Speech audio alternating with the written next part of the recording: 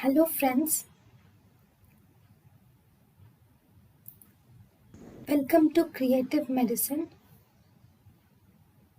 In this lecture, we will learn about. Hello friends, let us now learn some important points about aldosterone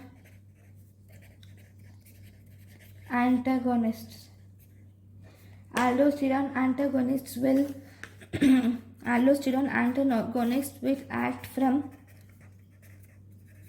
interstitial side of tubular cells. They will act on interstitial side of tubular cells.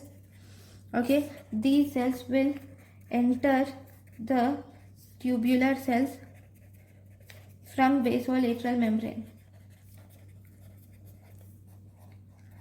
I will just draw a prefigure also, basolateral membrane, and it will act on the interstitial tubular cells of the interstitial side of tubular cells, and it will inhibit the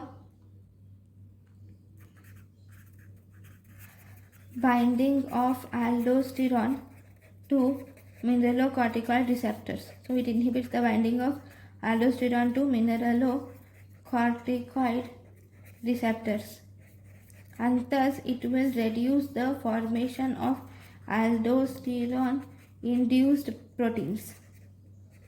So there is reduced formation of aldosterone induced proteins, and as a result there is no effect on sodium and potassium transport.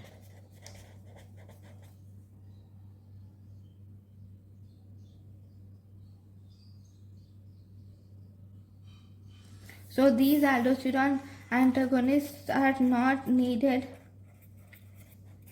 to be present in lumen for action, because they are acting on interstitial side of tubular cells.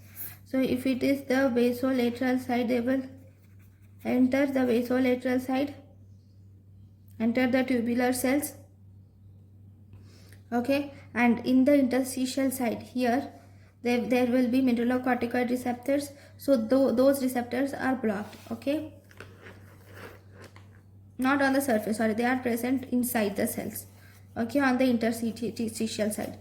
So this is blocked. Okay, next if you see the other drugs like thiazide diuretics, if you see thiazide diuretics or loop diuretics, or if you see epithelial sodium channels or carbonic anhydrase inhibitors, all these are to be present in the lumen for its action. Okay, so all these are actually secreted from the proximal tubule. These are secreted from proximal tubule into the tubular fluid.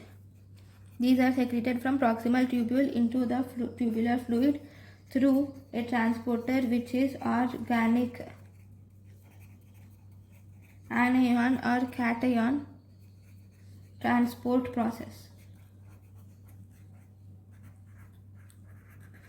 and thus they reach the tubular lumen via glomerular filtration. Okay, so this is about the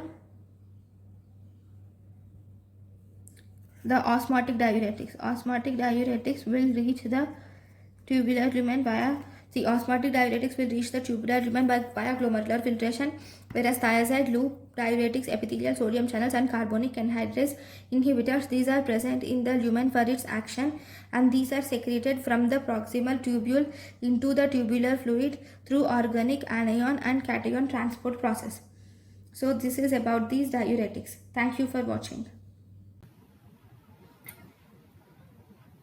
Thank you, and thank you for watching.